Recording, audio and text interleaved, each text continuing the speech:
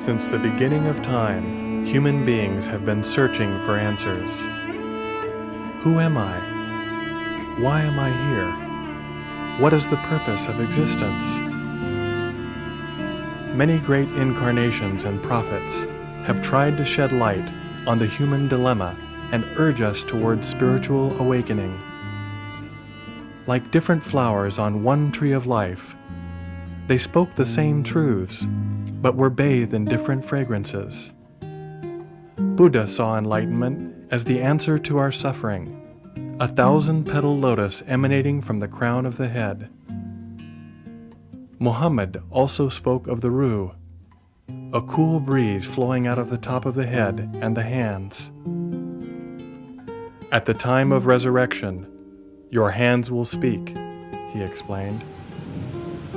And Krishna, in his playful mirth, depicted the need for yoga, or union with the divine. He spoke of the collective nature of man and the need for each of us to dissolve into the ocean of bliss. Christ also explained that salvation would come only through second birth. Forgiveness and compassion would clear the path towards this awakening, which would be felt as tongues of cool flames crowning the head in a divine halo.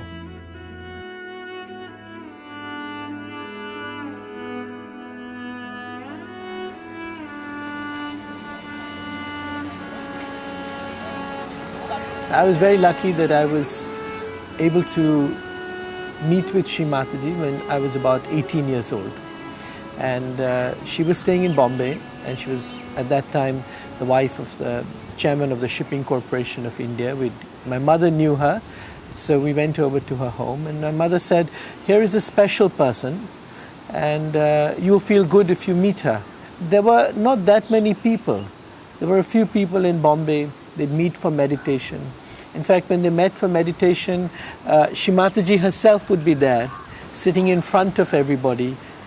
But it took a few years after that to fully realize the power of the vibrations.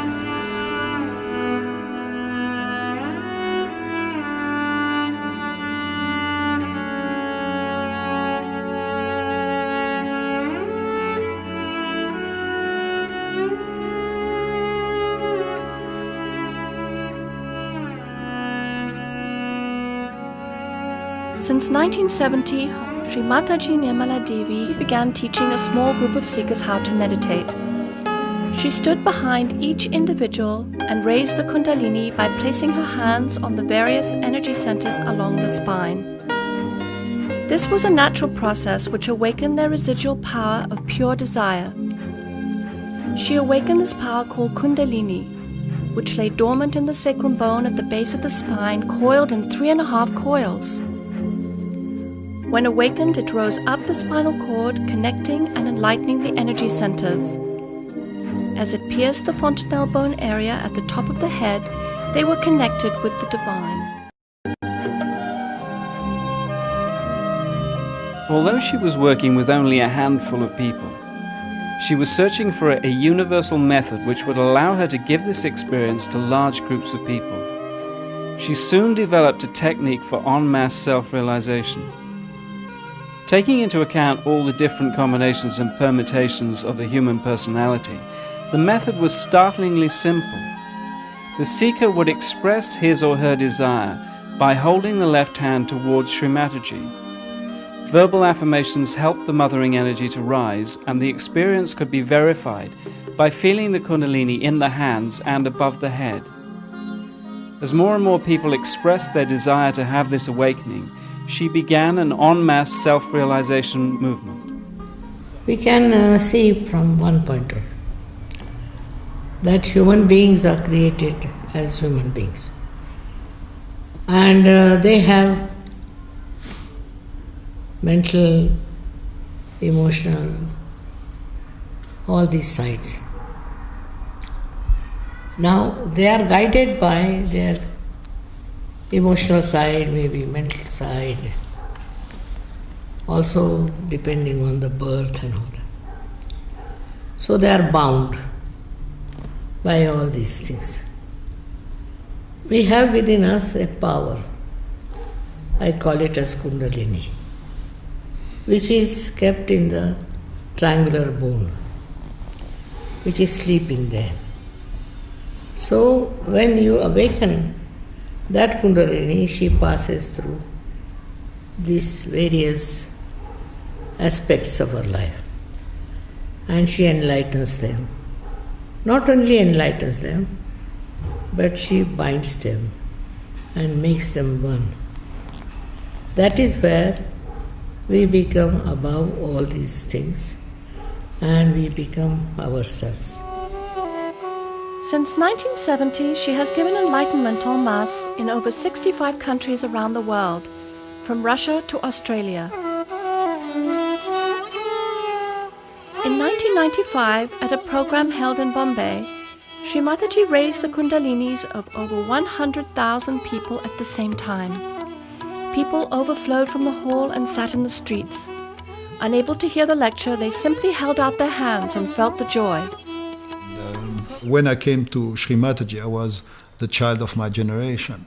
And then, with this sort of very permissive lifestyle that we had, our generation, then when you come to someone like Sri Mataji, who is purity herself, and all your chakras are basically in jeopardy, all your chakras are more or less broken. And it's really hard because visibly, Sri Mataji was working on me and then she was going and vomit in the bathroom next minute because my system was really damaged by the lifestyle, which was basically the lifestyle of a kid of my generation.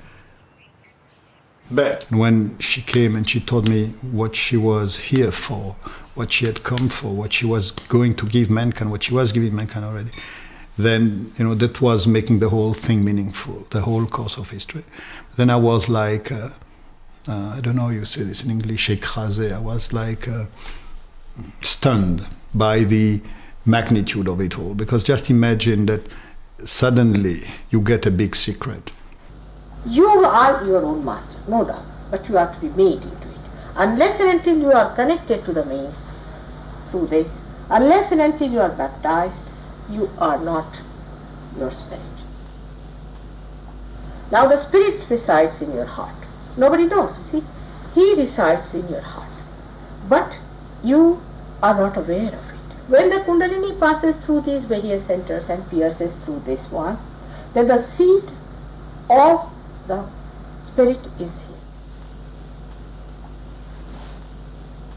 If it doesn't work, we'll work it out later. The chakras are simply anatomical locations that are physiologically understandable by terms of autonomic nervous plexi. So this is the cardiac plexus, the heart chakra is the cardiac plexus. The Vishuddhi is the cervical plexus. Now, what I don't understand is how you can get cool air coming out of your head. That's not part of my training. There is no way in allopathic medicine, in Western teaching, that you get cool air coming out of your head, and as it goes past here, you go into meditation. The knowledge about this subtle system, that is the Kundalini, about the 7 chakras, and about these 3 energy channels, all this is described in Yoga Sutra. What Sri Mataji has given to us, she has described how each energy centers, they are controlling different organs of our body. Any disease is because of some imbalance in these energy centers. The correction can be effected only with the Kundalini awakening. When this union of your own divine energy with the cosmic energy takes place, then yoga is said to have occurred. Normally, a person cannot stop his or her thoughts, but when the Kundalini gets awakened, then a person is put into a thoughtless state, and finally it goes up to the Sahasrara and a person is feeling the cool breeze. Yoga or union had become effortless. No more standing on your head, no need for expensive mantras. Now it was easier to get your enlightenment in the heart of London than it was in the Himalayas. Visits to the psychiatrist's couch were no longer necessary. Sri Mataji was not concerned with the quantity of people, but with the quality of the seekers. She never took any money for giving or developing self-realization and started Sahaja Yoga with her own resources. To this day, she insists that you cannot pay for your spiritual ascent. So, all these ideas about religion and God and all that must be again reformed.